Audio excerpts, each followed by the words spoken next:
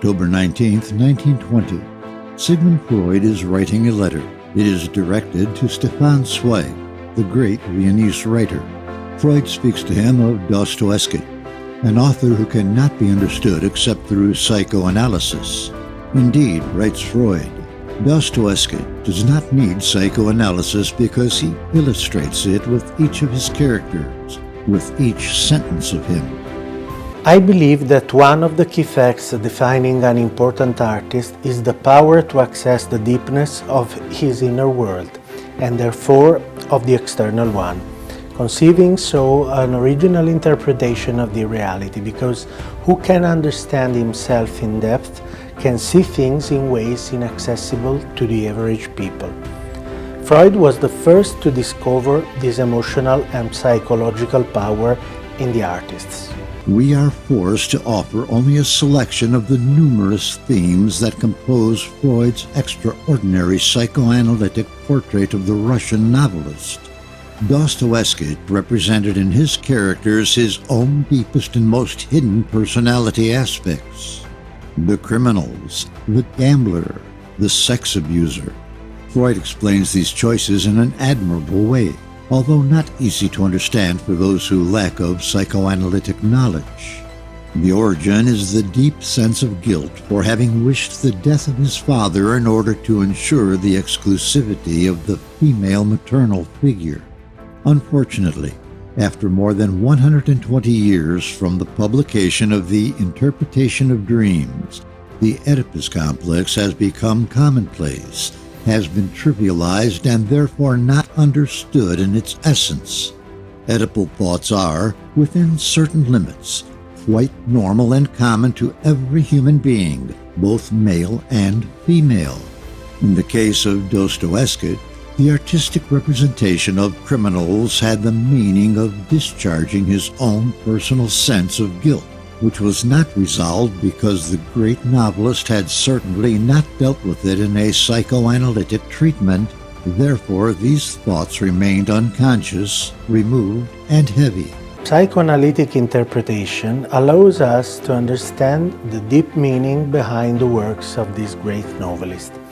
We could say that Dostoevsky's work is the way he pursued to save himself from his hidden demons, taking them to the light through the literary expression, avoiding the dangers of keeping them repressed.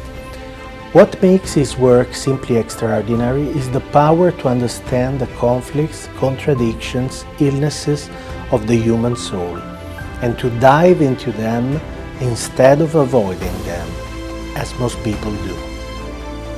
This psychic background had a powerful and tragic complication.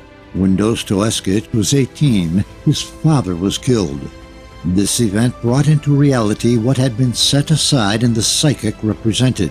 That unconscious desire to eliminate the father had come true, albeit at the hands of others, triggering a very serious conflict that will lead the great novelist to neurosis and epilepsy, considered by Freud of neurotic and non-organic origin. The childhood trauma can happen to any human being. Usually these parts of ourselves remain unknown and repressed. In Dostoevsky, these deep layers were probably hidden to his cognitive understanding, but they found their way to be expressed in his unique depictions of characters.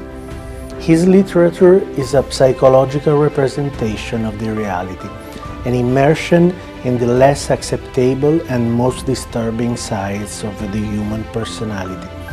In this courage lies his greatness and his aspiration to salvation. It led him to the habit of gambling and the resulting material misery. All of these aspects of Dostoevsky's life are explained by Freud as the need to transfer the ancient and buried sense of Oedipal guilt onto real guilt. This process allowed him forms of atonement which brought the benefit, albeit ephemeral, of relief from the burden hidden deep within himself. Without psychoanalytic experience, these explanations may appear bizarre, if not offensive or scandalous, especially in an era like the one in which this series is produced. A lover of speed and banality, which refuses the effort to accept that human beings are not at all simple.